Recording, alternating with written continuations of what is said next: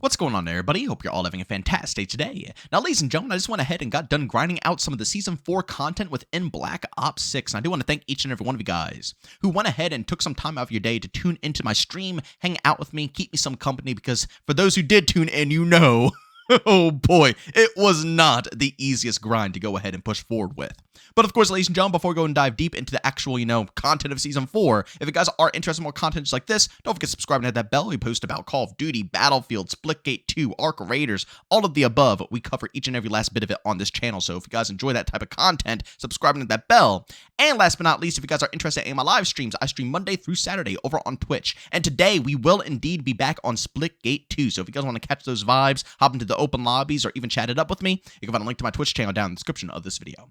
All right, so ladies and gentlemen, before we dive into all, and I mean all, of the negatives, I do want to sprinkle a few positives in here because it's not all bad.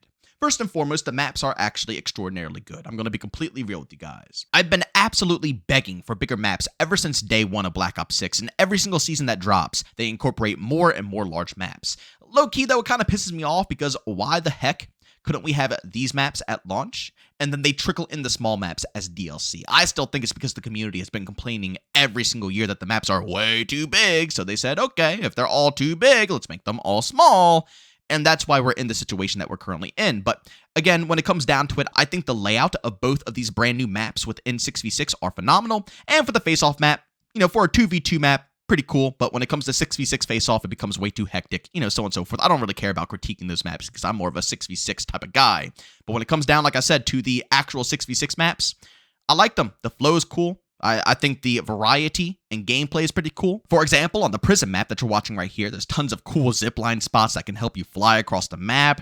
There's a bunch of bulletproof glass everywhere to kind of change the vibes of how you approach combat, and you have more safe zones, actually, that you could rotate around. And even rotating over to the other brand new map that got introduced, I think it revolves around like a dam or something like that. But it's kind of cool as well because there's certain sections that you can escape out of where you can exit through the water, but it's a one-way type of path, so you can use it as an exit way, but you can't use it as an entryway. So you can kind of, relay combat around that, type of gameplay loop. I don't know. For me personally, I think that they're great. You guys can let me know down in the comment section if you think they're good, bad, whatever. That's one of the good positives that I see within Season 4.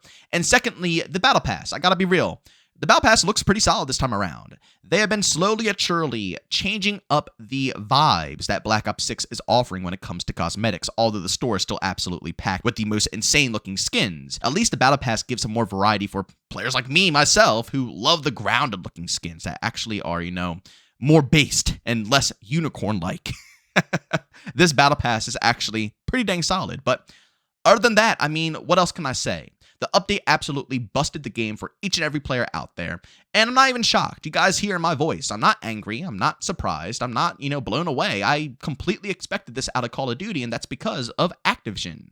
Activision has single-handedly ruined one of my favorite franchises. And sadly, there's nothing the developers can really do about this.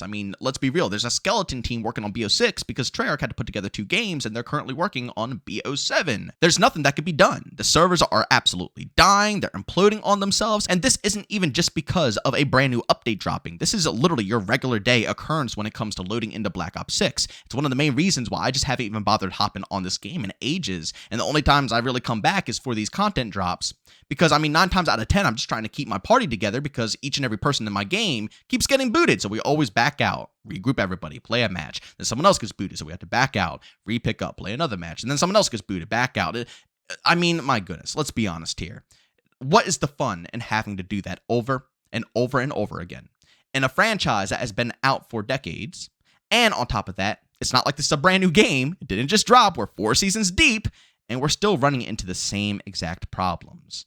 There's a reason why people are bouncing, ladies and gentlemen. There's a reason that people are putting the game down, which doesn't really mean much because obviously Activision makes bank, and that's what Call of Duty is. Call of Duty is a day one cash cow, right? They can milk it day one because of the Call of Duty name, the Call of Duty hype. They put a ton of cash into marketing, but as the months go on and the seasons go on, it dwindles away because guess what? They have nothing to back it up besides the name itself. So the majority of the casuals leave. It boils down to the most hardcore of the audience. And even for the most hardcore of the audience, they get sick and tired of it as well and end up abandoning it. But let's be real. Even when you do so, it doesn't matter because next year is going to come out and they're going to make an absolute fortune again. And they're going to say, oh, well, we don't have to keep up with the game because we're going to make our money anyways. It's a sad loop that we're in, ladies and gentlemen, but this is the reality of Call of Duty, and I don't think it's going to change anytime soon. I mean, for the love of God, look at this brand new bug that got introduced after this update here. This is from the homie Leah. She was actually squatting up with us today. This isn't occurring in Warzone, but only in the multiplayer experience. And all the enemies are showing up as teammates. Now, they're not showcased on the minimap, but basically every single opponent that pops up on their screen has a blue circle above their heads and not a red circle. And again, we went ahead and we checked out to make sure there was no colorblind settings on or we changed around any colors. No, nothing happened. It's just basically when she updated the game, all the enemies are showcased as teammates now. So she's basically spraying at every single person that passes by. That's just one of the many, many, many bugs that got introduced into this game. And ladies and gentlemen, did I also tell you guys about how hard Activision is trying to defend skill-based matchmaking to the point that instead of addressing how, competitive this game is and how sweaty and unfun it is to casually hop on, instead of doing that, they just decided to go ahead and remove the player ranks before you get into the game? Yes, you heard that correctly. So now every single time you get into a pregame lobby, you can't see what level your opponents are. I'm guessing in hopes to make sure that you stay in the game because, with the new matchmaking system that we have since Model for 2019, every single game, if you play consistently and if you're a really good player, you're going to be versing level 500, 600, 700s, 800s. And don't get me wrong, level doesn't mean skill, not even in the slightest. But I will tell you right now that if you see a higher level, there is a decent chance that they probably put in a decent amount of time into the game, and at least their game sense is going to be there. They probably played the maps a decent amount of time. They know the rotations. They know the spawns. They're at least a decent enough player. So instead of acknowledging that maybe the reason people are backing out so much of every single game is because of skill-based matchmaking, and people are so tired of competing literally every single game. Back in the day, people didn't mind because it wasn't every lobby, right? You might have a couple of sweaty matches out of 5 to 6 games where you get to actually casually kick back and chill. So people grinded through the sweaty games. But when you're playing ranked and unranked and nobody signed up for it, they're going to back out again and again and again and again. And it's wild to see this, change in mentality because that was never how people used to play Call of Duty. Like I just stated, people would stick through the games and grind out the hard ones and try to improve from the better players and then bring that knowledge to the casual matches. But now everybody just backs out all the time. You drop a couple of UAVs and half the team already dips from the game. Every single time around. And instead of, like I said, acknowledging that maybe it's the matchmaking system they have in place and maybe it's too strict, their idea is to hide the levels now of the players you're going up against until you actually get into the game. Oh my God. Bro, you can't make this stuff up, ladies and gentlemen. You absolutely cannot make this stuff up. At the end of the day, this update has done a whole lot worse than good when it comes to servers, performance, optimization, so on and so forth. I don't know what else to say, man. Like I said, I'm not shocked, and honestly, this is what I anticipated. I could barely even keep any of the players online to keep a good squad going on here, a 6-man squad, whereas in any other game that I play, Battlefield, Splitgate, shoot, anything, I could probably hop on Rainbow Six Siege right now. I've never streamed that game, and I guarantee I can get a full party in seconds. Call of Duty, I can't do it, man, because the game isn't performing good enough. Nobody can fight through it, and nobody wants to fight through it when there's like 10 other titles that have 10 times the better performance. There's no reason to stick around. And before people come in and say, oh, well, you guys are just horrible at the game. You guys are just bad at COD. That's why you guys aren't sticking around. No, I'm talking about players 2, 3, probably even 4+ KD players, absolute demons. The games that we're playing, even with bad connection, we're popping off with 2, 3, like I said, 4 KDs, almost dropping nukes on a consistent basis. If you want to see with your own eyes, by all means, like I say, I have streams of proof, VODs, all the time. You don't got to subscribe. You don't got to do anything. You just go to the Twitch channel and it's sitting right there for you guys for proof with your own eyes. Even when we're stomping out lobbies, nobody wants to stick through the performance problems. It just doesn't feel good to play. And this is coming from a multi-billion-dollar company. And as I just stated in the beginning of this video, it sucks because as much as I think people want to blame Treyarch for a lot of this stuff, you just simply can't, because this comes down to how cheap Activision is. They have billions of dollars, yet they refuse to invest in any type of good servers for this game to make sure things are running smooth. And also, I still want to put a ton of blame on the early cycle as well, because that is one of the biggest reasons why all of these updates are useless too. Although, it's bugged to death and the performance is absolute garbage. But if you think about it, seriously, think about it. If Call of Duty lasted 2 to 3 years for every title, First and foremost, Treyarch would still be here. It would not be a skeleton team working on Black Ops 6. It would be the full team working on Black Ops 6. This game wouldn't be optimized by Season 4, Season 5, Season 6. This game would be optimized within the first season, easily. If, of course, we had all the developers ready and good to go. Easily.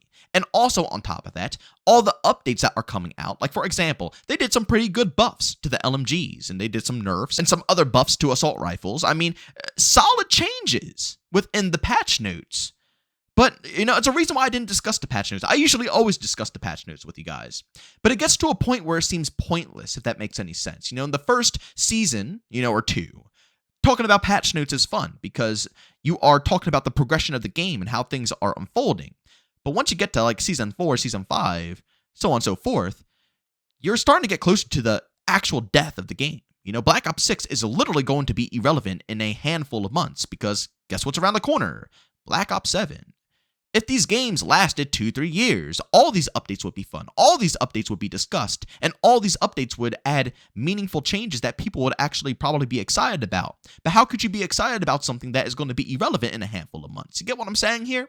All of these things combined are why I think this franchise is just going down the gutter. And it's all because of Activision pleasing the shareholders and trying to make sure money comes first. And can you blame them? That's their job. That's what they're supposed to do. But as a gamer, it sucks. And I feel like a lot of people, including myself, are just going to continue to branch out and play other things that are truly worth your time and have developers who are there, who want to see the game succeed, who are actual gamers themselves and love their game and it's their passion project.